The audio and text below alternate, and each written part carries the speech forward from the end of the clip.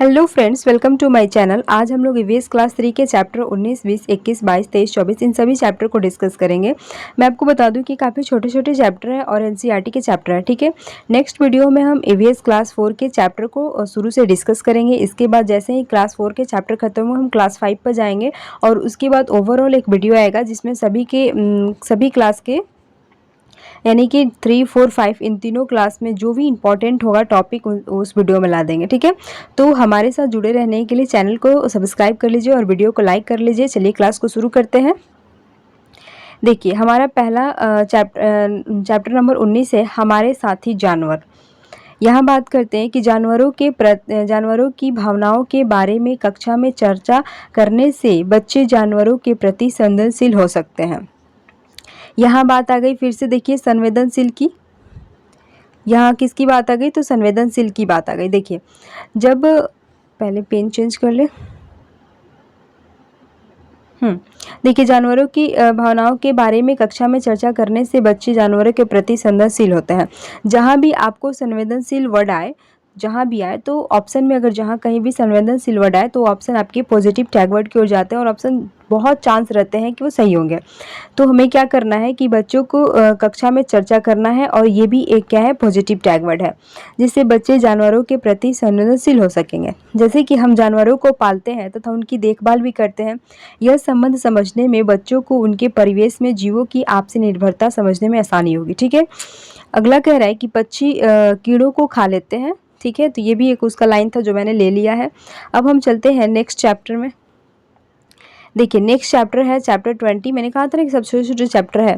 देखिए, इसका चैप्टर का नाम है बूंद बूंद से। देखिए, यहाँ पे कह रहा है कि बज्जू गांव राजस्थान में, ये कौन सा गांव है? बज्जू गांव, और ये कहाँ है? राजस्थान में है।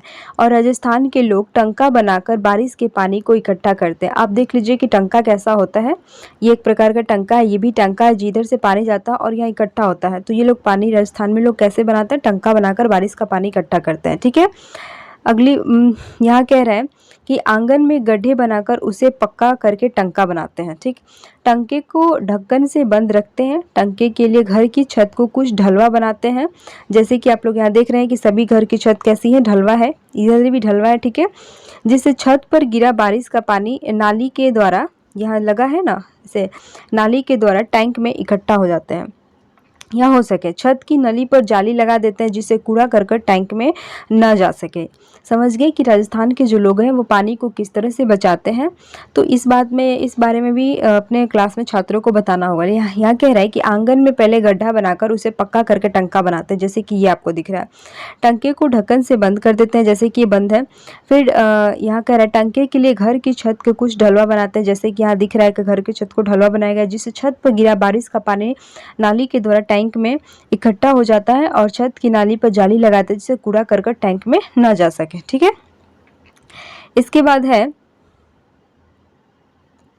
देखिए, इसके बाद कह रहा है कि यह पानी साफ करके पीने का काम में लाया जाता है। जो टैंक में पानी इकट्ठा करते हैं राजस्थान के लोग, पिछली वीडियो में मैंने बताया था कि राजस्थान में बहुत गर्मी होती है और वहाँ बारिश बहुत कम होती है। तो वहाँ जब भी बारिश हो और पानी को इस तरह से इकट्ठा किया जाता है और इसे ही साफ करके क्या किया जाता है, तो पीने के काम में लाया जाता है। ठीक है, यदि पानी इकट्ठा करने के स्थानीय तरीकों पर बच्चे अपने अनुभव बांटे तो किताबी ज्ञान को जीवन के अनुभव से जोड़ पाएंगे। देखिए, यहाँ पर बात किया जीवन के अनुभव से, तो ये भी आपके एक पॉजिटिव टैग वर्ड। जब भी हम ईवीएस के पेडागोजी सॉल्व करेंगे, मैंने जितने वीडियो में आपको ऐसे ऐसे राउंड करके बताया है कि आपके ईवीएस पेडागोजी में आ सकेंगे, उन सभी वर्ड से हम ऑप्शन को सही पकड़ेंगे। ठीक है, तो यहाँ पर क्या होता है कि बच्चों को जीवन के अनुभव से किसी भी चीज़ को जोड़ना चाहिए जिससे वो बहुत आसानी से उस चीज़ को सीख सकेंगे। ठीक है, यहाँ कह रहा है कि जिस जगह पानी की किल्लत होती है वहाँ लोग पानी की बचत करने व उसके दोबारा इस्तेमाल के कई तरीके अपनाते हैं।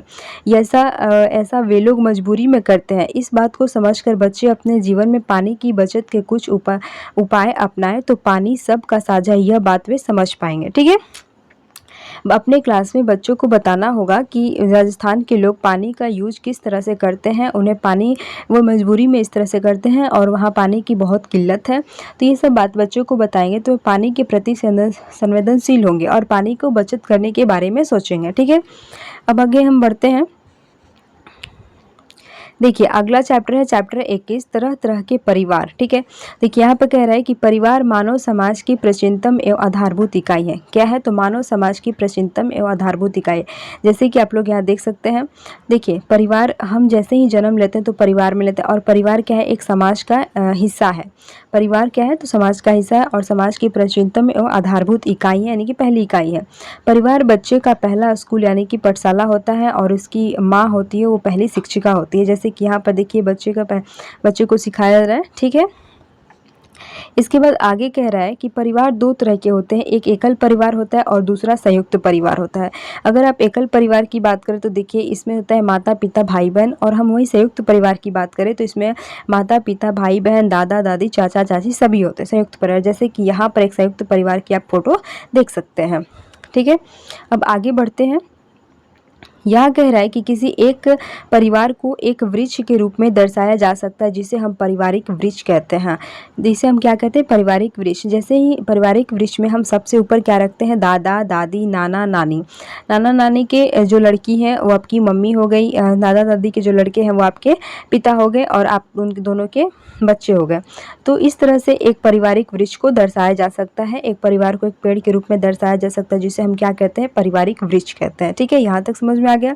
आगे देखिए कह रहा है कि बच्चों को सामाजिकता का पहला पाठ परिवार से प्राप्त होता है, क्योंकि जय हमने पीछे क्या पढ़ा कि बच्चे का पहला स्कूल क्या होता है? उसका परिवार होता है, और स्कूल की पहली शिक्षिका कौन होती है? उसकी माँ होती है। और बच्चे को सामाजिकता का पाठ भी कहाँ से? तो परिवार से ही प्राप्त होता है।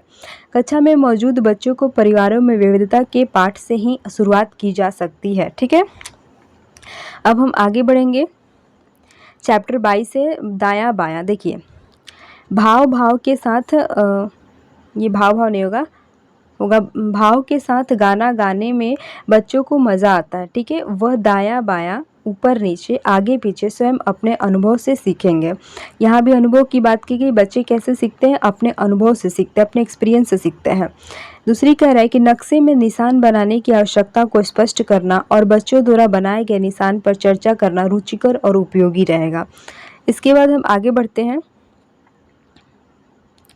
चैप्टर 23 की बात करते हैं। तो कपड़ा सजा कैसे, यहाँ पर बात करते हैं। देखिए बच्चों द्वारा कागज़ की बुनाई, कागज़ की क्या है? बुनाई। जैसे कि यहाँ पर हम लोग भी बनाते थे, कागज़ से बुन कर कोई चीज़ें, और कपड़े पर छपाई। जैसे कि यहाँ देख रहे हैं कि इसके द्वारा कपड़े पर छपाई की जा रही है। हमारी पारंपरिक कला को बढ़ावा देना, इससे बच्चों को अपनी कला दिखाने का मौका मिलता है। यहाँ तक समझ गए?